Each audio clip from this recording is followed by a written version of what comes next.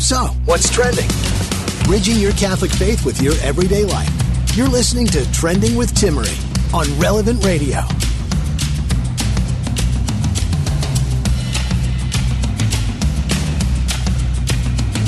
Oh, the joys of working from home. 30 seconds before I walk to my microphone, baby spit up. On the shirt, down the shirt, in the shirt, you name it. So, we talked about confidence yesterday. You know, it's okay. Mom life. You do what you got to do now. It's a joy to be able to work from home and be with my baby throughout the day. Joining me today, we're going to talk about how do you talk to someone about abortion. It could be a 12-year-old in your house and you have a pro-life house, but they think it's okay to be pro-abortion. Why? Or it could be a friend you have, someone you run into on the streets, someone you debate with on social media. Why are they pro-abortion? That's the question to ask, and that is the question to respond to. We'll talk about that. We'll also discuss the so-called Equality Act, and we have a number of fascinating questions that we'll answer today on the show, having to do with intimacy in marriage, what happens when your spouse doesn't want kids, how can you still be romantic and intimate. We'll also discuss how much should you share with your fiance or your spouse about your past sexual wounds. This is a really great question. What creates scandal and what is necessary perhaps for information? So these are great topics. We'll be discussing that and more today on the show. But let's start with a poll that came out this past week. We've got to talk about it. So here's the deal. Most people are not okay with a bodily amputation and sterilization for kids. Most people do not want this. Yet, PBS and NPR did a Marist poll, and they asked a really oddly worded question that I'll just tell you, the question was written down, and I looked at the question, I said, I don't know. This is a question. Do you support or oppose legislation that would prohibit gender transition related to medical care for minors? Hold on a second. I had to sit here. I'm not kidding. I read the question 5 times. Now, I'm pretty smart here. Usually I can, read through a question. I read it 5 times before I went. I think that the answer is no. But let me figure this out. Let me break it down. Positive, negatives in a sentence. Okay, so the bottom line is the answer is the opposite of what someone might think it would be. Basically, this poll was deceptive intentionally in the words that were used. So what came out of it is it made it sound as if most people support sex changes for kids. But that's not true, because most polls that have been done over the last few years have consistently shown that basically 7 out of 10 to 8 out of 10 people do not support sex changes for minors. And this is what's fascinating. People who are pro-trans, pro-LGBTQ, people who have been there, done that. People who push forward an LGBTQ agenda, a lot of them disagree with sex changes for kids. They actually think that you shouldn't do anything such as that until after the age of 18. So how is it that all of a sudden, out of nowhere, public opinion shifted? It did not. Here's the deal. It's a bluff, and it was intentionally used to create a poll to tell people what they should think because everyone else thinks it. You see, this is the attitude of quote-unquote group think. You should think this because everyone else thinks it. Well, guess what? NPR, PBS has fooled so many of us with polls and stories just like this. Most people do not support bodily amputation and sterilization. They don't support mutilation. This is what it is, and we have to call it for what it is. They're manipulating you to tell you to think what they want you to think, because it's what everybody else thinks. Now, here's something that's really important, because you're not always going to hear this referred to as a sex change. You're not always going to hear it referred to as a gender affirmation surgery. You won't even hear it referred to as sterilization, amputation, or mutilation. You're going to start hearing, and you probably already have, words such as gender affirmation surgery or cosmetic surgery. And so here's what they're doing. They're fooling people into saying, wouldn't you want affirmative surgeries available to minors, basic medical care? Wouldn't you want cosmetic surgeries that would make kids happier available to them, say if they were suicidal, depressed, anxious, or uncomfortable? You see, questions like that, people are going to say, well, of course I want basic health care available to people. This is not cosmetic surgery. A couple years ago, I interviewed a plastic reconstructive surgery surgeon discussing exactly what a sex change is. You know, there's such a thing as top surgery and bottom surgery. And just a little warning, little ears, if you're uncomfortable with people hearing this, I'm not going to go into graphic detail, but it's very important to recognize that we are literally hacking off pieces of body parts in order to accomplish this so-called cosmetic surgery and gender affirmative surgery and care. That's not what it is. And again, 7, even 8 out of 10 people do not support this. There was a poll done by American Principle Project who has really kept their finger on the pulse of this situation. They've been studying it and taking public opinion for years on it. And 11 states said no to sex changes for kids, even all the way up to 85%, almost 9 out of 10 people. So why am I bringing this up? One, because we can't be fooled by thinking the way everyone else thinks. It's called groupthink, and I'm sorry if you think that way. You're being stupid. You are. How easy is it for us to just think what other people think? Because we want to fit in, we don't want to ruffle any feathers. Well, this is how stupid thinking goes. It leads to what's now so-called the Equality Act, which is being pushed forward in the name of a civil rights issue. Don't be fooled, because we have a weakness in society today for anything that's cloaked in the word civil rights. So the Equality Act is not the Equality Act, and we need to first and foremost say that. So what would happen with the Equality Act? There's too much to even cover in a 1-hour show today. We would take hours to even scratch the surface. But I'm going to give you a handful of bullet points that you need to be aware of with regard to the so-called Equality Act.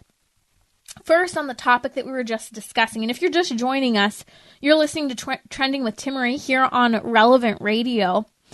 The first thing is the Equality Act would force hospitals to perform surgeries that mutilate healthy and wholesome body parts.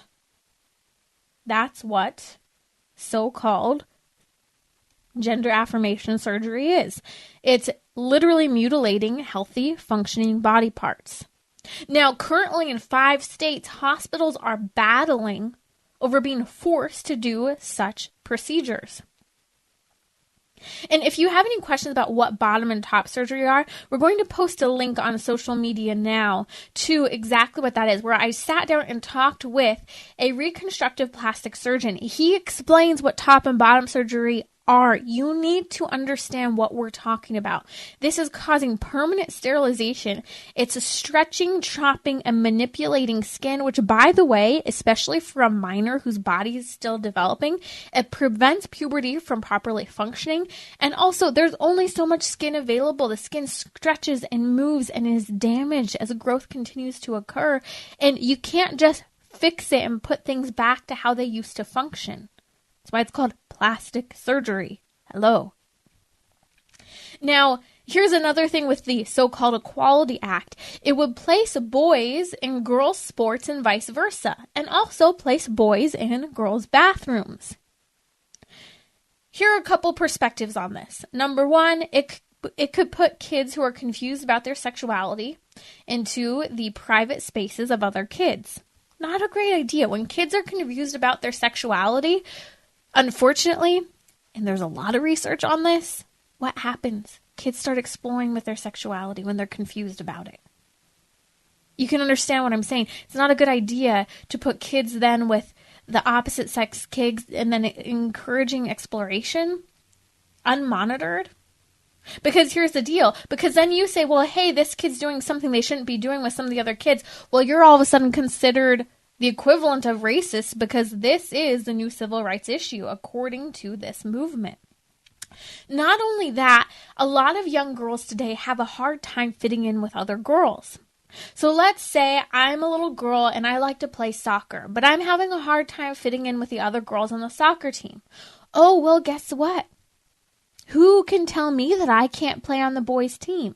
So there I go, I start playing on the boys' team because I didn't fit in. So it's telling little girls who are having a hard time making friendships, which is a problem that needs to be worked on, that they can just go and play with all the little boys because the boys are easier to get along with. But then at the same time, it's now impacting the dynamic of the boys' team who now has a little girl on the team. Anytime you bring a girl into an all-boys team, it changes the dynamic and the friendship between the boys. Boys need to have boy activities and girls need to have girl activities. Not only that, we put boys in girls' sports. What happens? Boys have more testosterone, more oomph and power to their movements. They're injuring women all the time. Whether it's kids or adults, if boys are in girls' sports. It's also taking away scholarships from girls.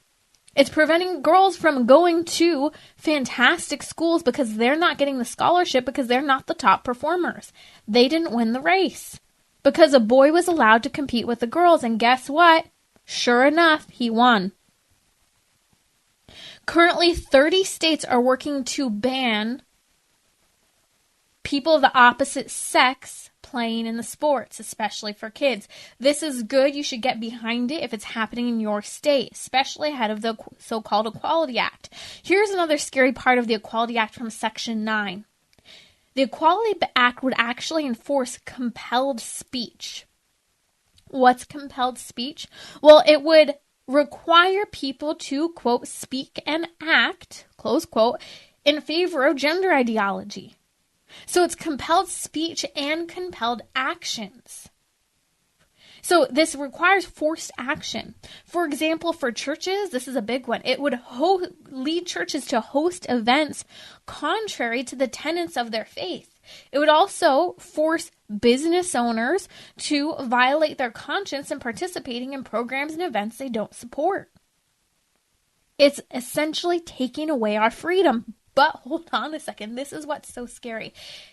For the first time in the history of the United States, this would be the first ever federal regulation that would exempt itself from something called the Religious Freedom Restoration Act. Now, the Religious Freedom Restoration Act provides protection for freedom of conscience, freedom of religion,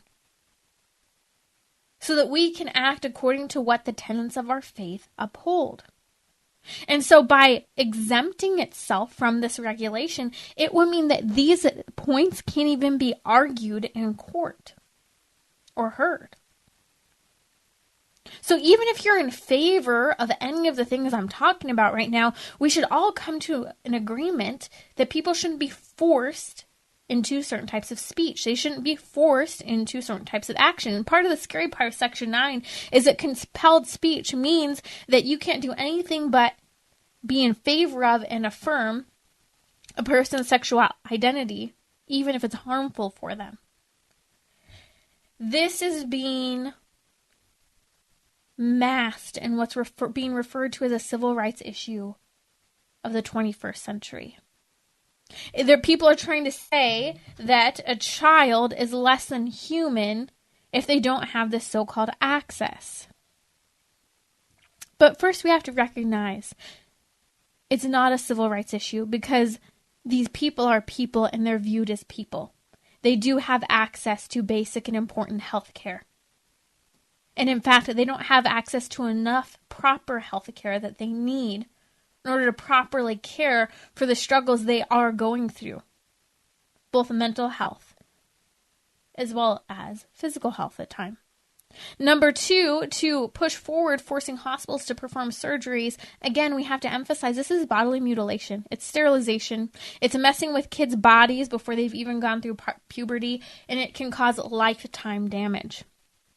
Third, it's a violation of freedom for any person of faith or people of conscience who disagrees with what this says. And what it says is that it's lying about what boys are and what girls are. Here's the reality. The biggest issue, it's a lie about the body.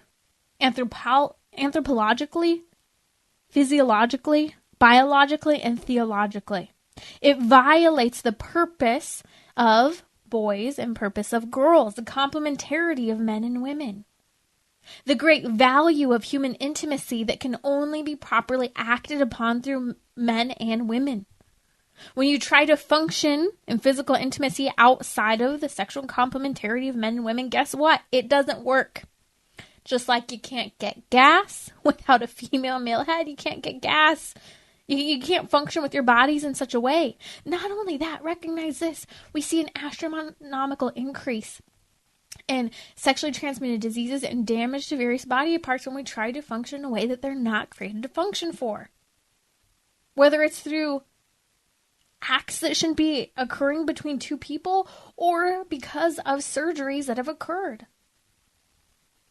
And so when we're talking about the so-called Equality Act, this is not equality. It's not equality for people who disagree. It's not equality for those people who identify as LGBTQ. Why? Because it's saying that someone who identifies as LGBTQ can only have one life trajectory and everyone should force and pressure them into that life trajectory. We don't talk about this enough, but what happens if someone one day identifies as gay and the next day identifies as according to their biological sex and is interested in people of the opposite sex? That's possible too. But the Equality Act would usher people into a same-sex lifestyle or a transgender lifestyle. And so these are important things to ponder and remember as we're talking about the Equality Act. This is why we should speak up with regard to the Equality Act and not stand by passively. Yesterday on Trending, we talked about anger. When it's right to be angry, when it's not right to be angry. This is something to justifiably be angry over. It's something for us to use that anger to build up the kingdom of God and build up what is true about the human body and human interaction. What is true and important about human freedom of speech, freedom of action, and religious liberty. Don't be afraid to say there is a difference between men and women. That boys and girls should have separate sports teams and that little boys shouldn't be allowed in little girls' bathrooms and vice versa. It's very logical, and don't cower like some people, to name one, Mario Lopez, who I really respected when he talked about how we shouldn't be doing this kind of stuff with 3 and 4-year-olds, and all of a sudden he got canceled, and so he apologized, saying he didn't know what he was talking about. We can't be wimps. We're called to be courageous. And to have courage means to act in the face of fear. Remember, with God, we can do anything. God is so incredibly powerful, and we are standing on the side of truth joyfully. And people are happier when the truth about their bodies is being acknowledged. You're listening to Trending with Timmerie here on Relevant Radio. I've had a number of fascinating questions come in. One of them I want to take right now. It has to do with intimacy in marriage when spouses don't want to have kids. This is a big one. So many people struggle. How many kids? When are we going to have them? It's a question that has to be asked and answered, especially because it can get a little tricky of how this works out in a relationship. So the question is this: how about a husband who wants sex but wants to use condoms? I don't want to and he does. So now we just avoid intimacy. We are 38 and 40. I'm open to more kids. He's not, due to anxiety, work, possible slight depression. We have 2 kids. How can we still be intimate? This is a great question because you are not alone. You're not the only person in this situation, and it's actually complex. There's a lot to this specific struggle. So let's walk through it really quick. One, the Catholic Church emphasizes that Every act of intimacy between husband and wife is meant to be two things, two dimensions, unitive and procreative. That means that it's to unite the spouses for the good of the spouses, and it's meant to be open to new life. Now, using a condom ultimately violates both sides. It prevents new life from occurring, and so it violates the procreative side. And two, it actually impacts the unitive dimension. Obviously, physically, because there's a barrier, but also interpersonally. It's creating a barrier in terms of what God created in terms of intimacy. It reduces an act of total self-giving love, even if it's slight, to an attitude of using the other person. And so it's very important for us to ponder this as a church, because a lot of people don't understand, why can't you just use condoms? Because both on a physical level and on a spiritual level, an interpersonal level, it changes how we view the other person. Also, I think it's important when you have a spouse who isn't in agreement with regard to how many kids and so on will occur within your marriage, you're posed with the challenge of abstinence and or proper use of natural family planning. Now, it's important to emphasize that natural family planning is not just Catholic contraception or birth control. It utilizes, for just reasons potentially, abstaining from intimacy during a fertile cycle. Now, each couple is culpable before God for their reason of abstinence. Now, that abstinence isn't easy within marriage. It requires honor of one's body, and it requires also that we're recognizing the importance. On one side, abstinence can emphasize the importance of truly understanding self-control within a relationship. Now, big picture, we have to remember, what's a marriage ordered toward? The Catholic Church emphasizes that it's ordered to procreation and the education of children. But the bigger problem here is that I understand as you're asking this question, your husband's struggling with anxiety, work, and depression. This touches on a deeper issue of interpersonal struggle and a struggle for your husband. First, I want to recommend the resource CatholicTherapist.com, as well as the book by Ed Suri, Men, Women, and the Mystery of Love. These are great things and resources for you two to go through together. But here's something important. Men have this deep desire to protect and provide. And unfortunately, with the false labeling of condoms as, quote, protection, some men think that this is the best they're doing to help with anxiety and depression in their own relationship, and gives them this false sense that they're taking the right responsibility for them if they think that another child could be a threat to the well-being of the family, as unfortunate as that might be. It's also important to recognize that as you guys are working this out, he does love you, and it could be helpful to work on reducing anxiety. Maybe even ask, how can I help reduce your anxiety that's preventing you from wanting to have more kids? Don't include the second part, but what can I do to help reduce anxiety? How can I support you in your work and help in better satisfaction in your work? What's important is that your husband's feeling valued at home. If he's possibly feeling devalued at work and anxious and depressed with what he's doing. And it's also important, again, little ears warning today, intimacy can't be reduced just to sex. Work on the interpersonal dynamic. How have I worked to make myself and my spouse feel valued in the home? How can I encourage him in what we're doing and build confidence? Have you checked out the 5 love languages? Understanding what his love language is and filling up his tank in terms of that love language, whether it's physical touch, it's verbal affirmation, acts of service. These are all great things to help as you work through the challenges in marriage that so many people are going through when one spouse doesn't want to have kids. So I encourage you to stay with me. We'll be right back here on Trending. We're going to take more questions of yours, what to do when challenges arise with regard to how much do you share about your past. We'll also talk about abortion and how you can talk, and 4 easy ways about abortion to a friend, meeting them where they're at on the abortion issue.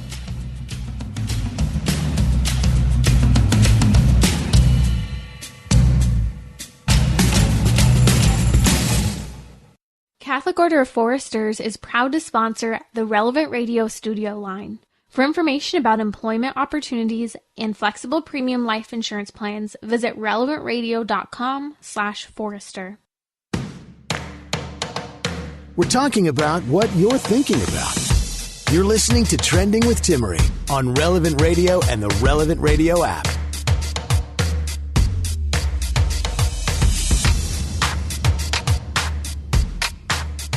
Thanks for listening to Relevant Radio, whether you're listening on the Relevant Radio app, via the podcast, or live with us during the radio. If you have a question, the number's 1-888-914-9149. I'll share with you a little bit of my thoughts on the Derek Chauvin verdict. If you didn't hear, he has been declared guilty on all accounts by the jury. I'll be interested to see what the reaction is tonight. I don't know about you, but I've heard many people have expressed extreme concern regarding safety. We'll discuss that and more here on Trending. I had another question came in before we talk about the issue of abortion in 4 simple ways you can work on discussing this with a friend, or perhaps you have a kid in your house who's staunchly pro-abortion and they're 12, as one number of you have actually written to me recently. How does this happen at such a young age? Before we go there, little ears warning for this question. How much should you share with your fiance or spouse about sexual past? This question's riveting on multiple accounts, which is why I want to read it to you. Christy wrote to me on Instagram, a friend just asked me how much of her sexual past should be shared with her future spouse. She said, should I share with my fiance that before we book our wedding venue, since he might not want to marry me after? She goes on to say, one time when I was drunk, I had a sexual experience with my old high school friend that's a girl. She went on to say, my friend is married in the Catholic Church. She has confessed that sin already. She isn't a lesbian. She said it was just a one-time mistake, get this, of curiosity from watching how it's glamorized in porn and being drunk. This is a pretty intense question. From the side of same-sex attraction to getting over past sexual wounds to then getting married. And I want to address it both from the perspective of your friend who's struggling, and maybe you're listening now and you're working on maybe having had an encounter you wish you hadn't had. First, it's important to remember that in confession, praise God we are Catholic, you can be forgiven of any sin. When you were talking to that priest, listen, the priest is acting in persona Christi, in the person of Christ. It is Christ you are sharing your sins to, and it is Christ who is forgiving you. That priest is just a mediator there at that moment. Second, if pornography is still something you're struggling with, it's important to work on healing from that exposure to pornography. IntegrityRestored.com. We'll post a link to them now on social media in the show notes today for the show, which you can find at relevantradio.com/trending this evening. IntegrityRestored.com, an incredible program giving you resources, information to heal and understand a pornography addiction, pornography exposure, and even how to help friends and loved ones who are struggling with it. As well as, if it's still a prominent issue, CatholicTherapist.com. One important thing is, if you're struggling with a pornography addiction, it's probably not a good idea to be getting married just yet. Healing from that pornography addiction is very important before getting married. And some people might say, oh, well, my pornography addiction went away when I got married. Well, actually, Karen, can you find that episode? We actually talked about this question specifically with Jim O'Day a while back. Fantastic question. Here's the issue. If someone goes from a pornography addiction right into a marriage without healing from that pornography addiction, the way in which a spouse can use their spouse is very disheartening and concerning, and that addiction can come back later on when there's some sort of anxious, depressive, stressful trigger that aggravates the addiction that it was never healed from. So we'll post a link to that if that's something you're struggling with and want to hear a little bit more about. But healing from that pornography addiction is so important before getting married. Now, also, it's important to recognize just because you've had an encounter with someone of the same sex doesn't make you gay. Gay is an action. Gay is a lifestyle. It is not who you are or what you are. It does not define you.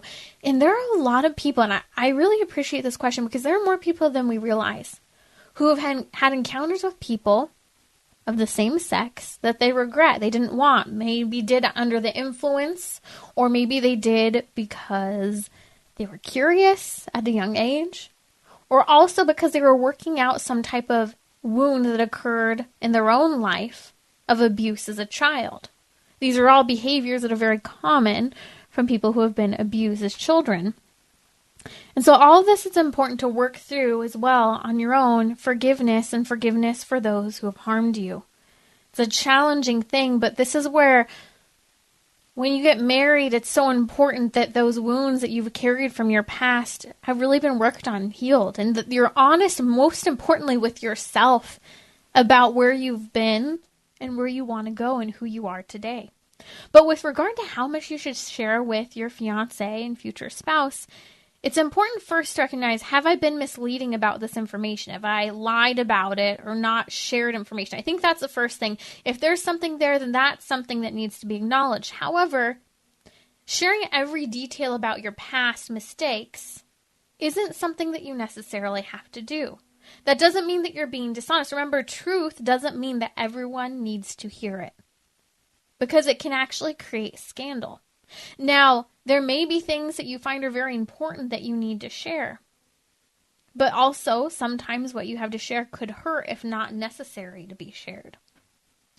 So it's really important that you ponder and pray through whether or not this is something that is necessary to share with your future spouse. Is it something that you carry a wound from going into a future relationship? That's incredibly important. Because if you're still hurting from this, then it probably is definitely something you should share with your future spouse about, so that they understand why intimacy might be a struggle or a trigger for you. Those are all really important things to ponder. And again, not going for the direction of hiding something, but acknowledging and really thinking through and praying through whether or not this is something that needs to be shared. Also, I think it's easy sometimes to lack confidence in the love that our future spouse or our spouse has for us when we feel like we've made mistakes. And we think that they'll love us less because of that, or because something we've done or something someone's done to us. And so it's important that we are confident in the love that our spouse has for us. And if we really think that our spouse is going to, or future spouse is going to leave us over a thing such as this, that's actually a bigger problem that needs to be addressed. That you truly believe this person is going to be faithful to you even in the midst of your messiness. That is so important. I think that is the bigger question of having that confidence in your relationship and having healed from your past wounds. And remembering at the heart of this to think and really take this in prayer, abandoning it to our Lord, abandoning any past wounds so that you can heal and move forward and have that healthy, happy, joyful marriage. And maybe you're married for years and you're still struggling with past wounds. These are all great questions for us to use and ponder to grow in our own marriages so that we can heal from the past mistakes and wounds that have been inflicted upon us to move forward and move on. You're listening to Trending with Timmerie here on Relevant Radio. Let's talk about, I think, a really important question. We're going to come to Derek Chauvin and the verdict. He was found guilty just a couple of hours ago. But before we go there, let's talk about abortion. How do you convince someone that abortion's wrong? Especially when it is a kid in your house who is staunchly pro-abortion. I received a question the other day from a pro-life mom who said, my kid's 12 years old and he's extremely pro-abortion. I don't know what to do. Nothing I say is convincing him. What do I do? 4 things to ponder.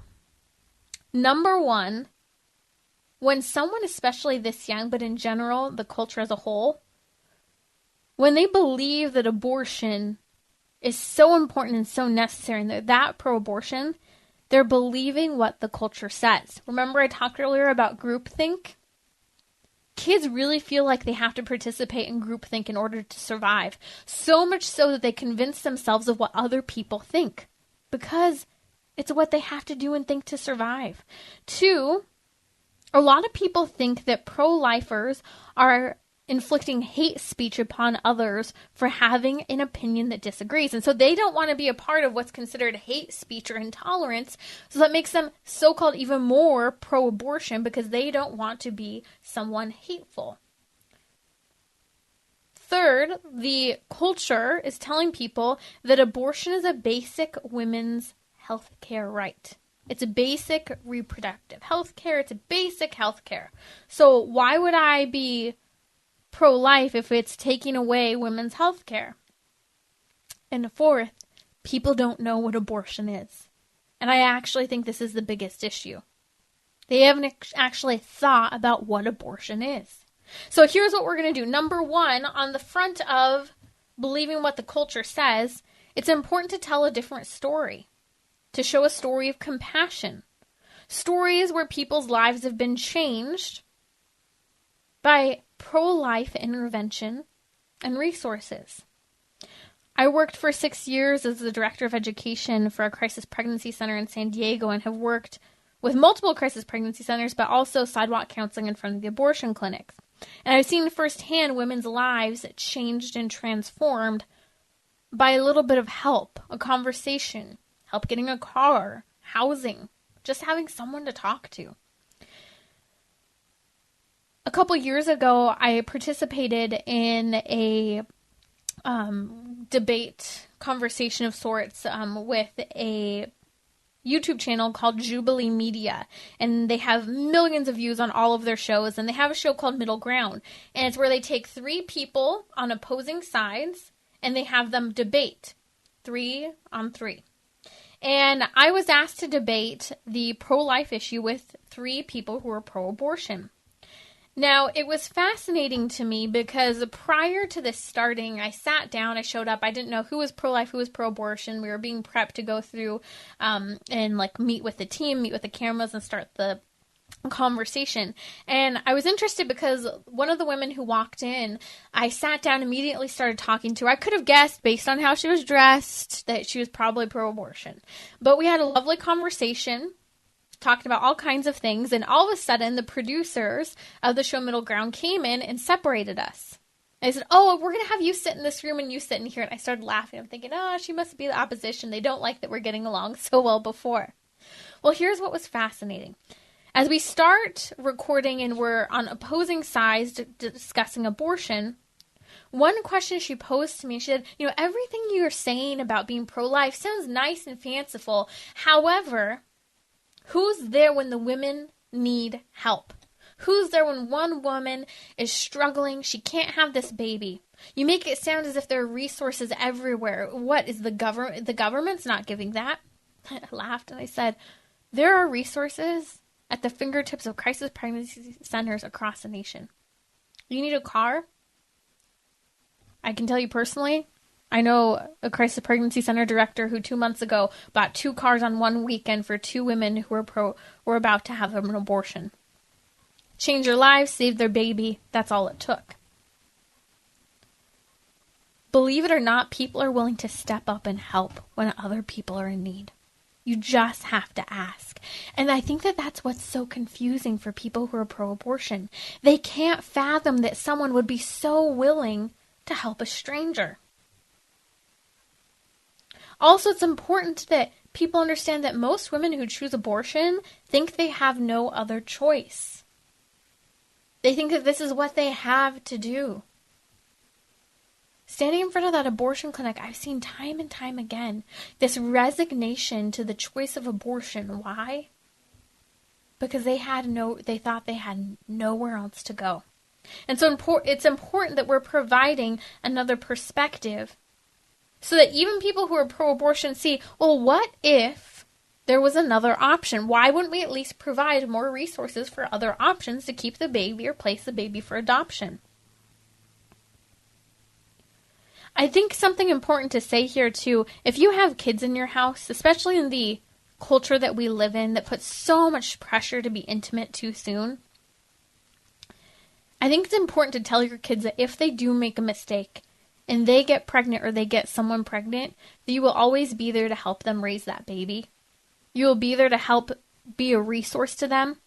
Because I've known plenty of good Catholic homes where someone got pregnant and they were scared. And in fact, they thought that they were going to have to choose abortion out of shame for their circumstance. And so a kid knowing that even if they made a mistake, and this isn't encouraging them to make a mistake, even if they made a mistake, that you would still help them through that. That can actually go a long way in helping someone to understand that we truly do help with regard to the pro-life issue. We'll post links also to that middle ground episode where I debated with those 3 people on the issue of abortion. It's fascinating. I have actually 12, 15-year-olds writing me all the time who watched the episode and said, my perspective's changed. I've never seen someone nice talk about the pro-life issue, which is crazy. It means they've never known a real pro-lifer. Third, it's important that people understand that abortion hurts women and that it's not basic health care. That's why most OBGYNs do not perform abortions, because it's not basic women's health care. It's not life-saving care. And we have to repeat that over and over again. Abortion hurts women. It's not health care. And finally, in an educational setting, it is important that we're showing people what abortion is. In an educational setting, we can show and tell people this is what abortion is. Abort73.com. We're posting a link on social media and it will be in the show notes. There are videos of what abortion is. There are comparisons to various things that happen in the culture. And especially for young minds, especially young boys who are so visual, it can go a long way in helping them to understand why abortion is wrong. And I'll tell you this.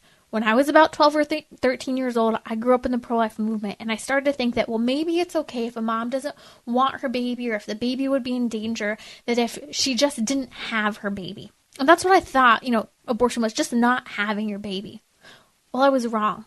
And when I saw what an abortion was and I saw images of an abortion, it changed my mind and changed the trajectory of my life, what I viewed. And so I think in an educational setting, it is very important. It can be helpful for parents to help show kids what it is. Visual reality of abortion is real. It hurts. It's sad, but it also tells the truth and it saves and changes lives. And so there are links that we're posting on social media. You can find them at relevantradio.com/trending this evening in the show notes. I'll be right back here on Trending to talk about the George Floyd verdict, and we'll also discuss finding a sense of peace and belonging.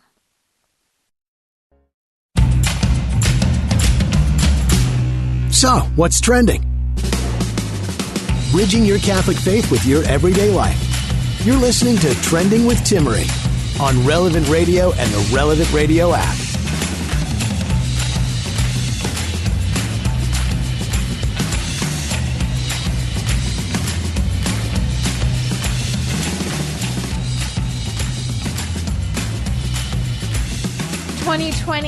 Riots and protests ravaged the nation over the Minneapolis police officer who kneeled on George Floyd's neck for over 9 minutes.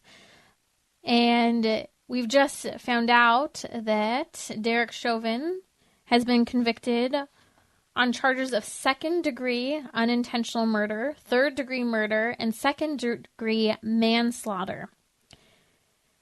The jury deliberated for more than 10 hours over 2 days, and this is the decision.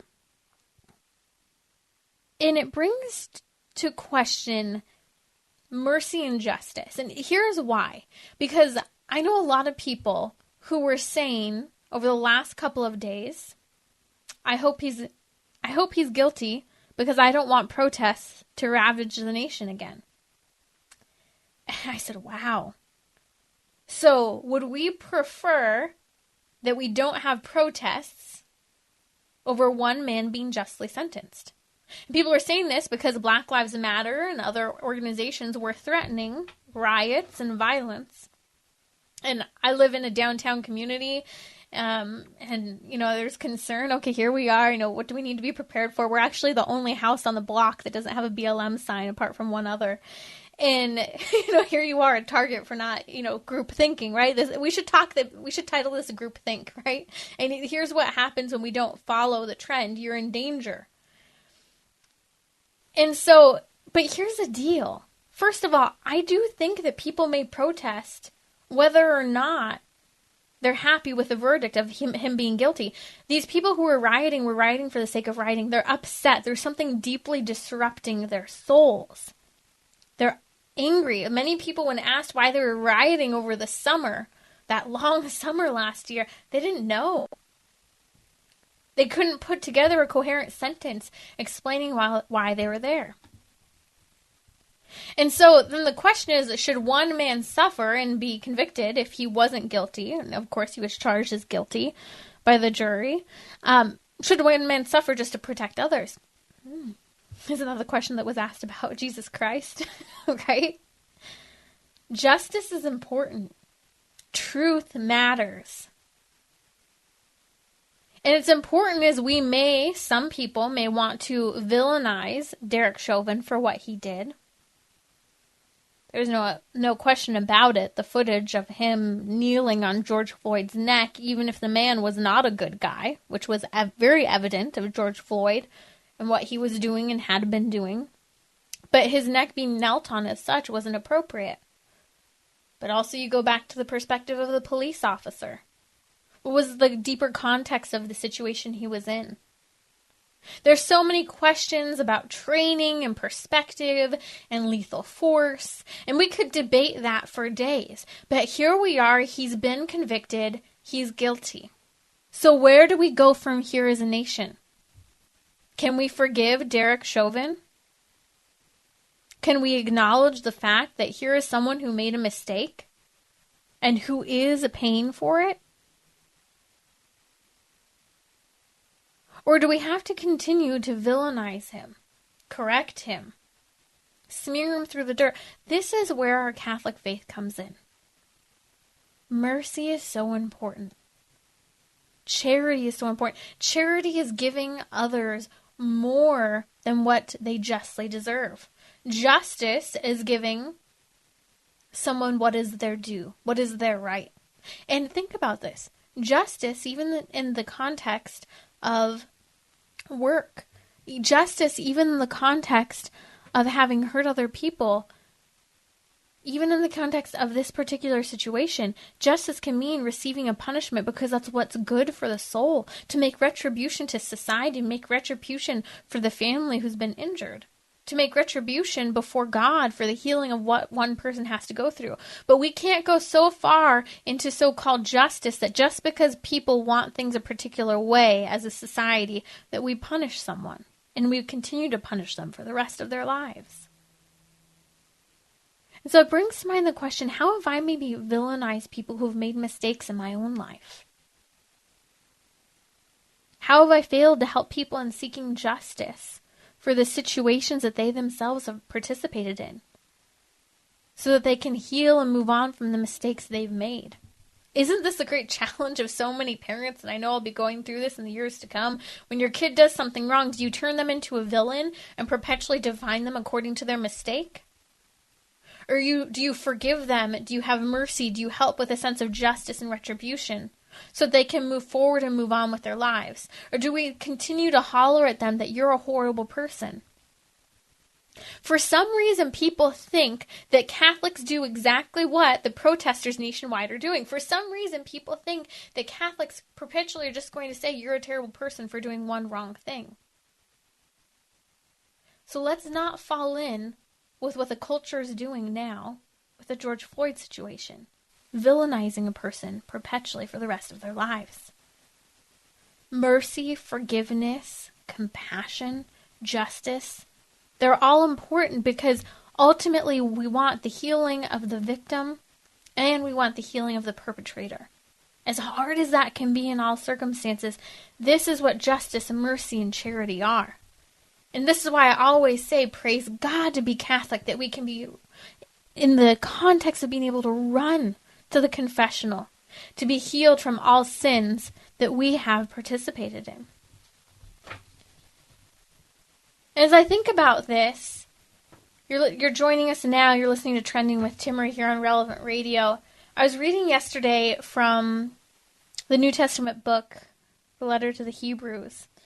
In chapter 13 it says, "Here we do not have a lasting city. We seek a home that is yet to come."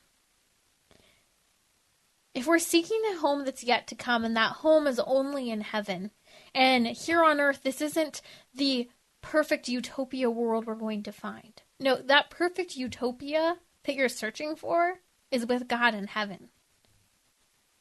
And so how can we work on a greater sense of mercy, justice, and peace?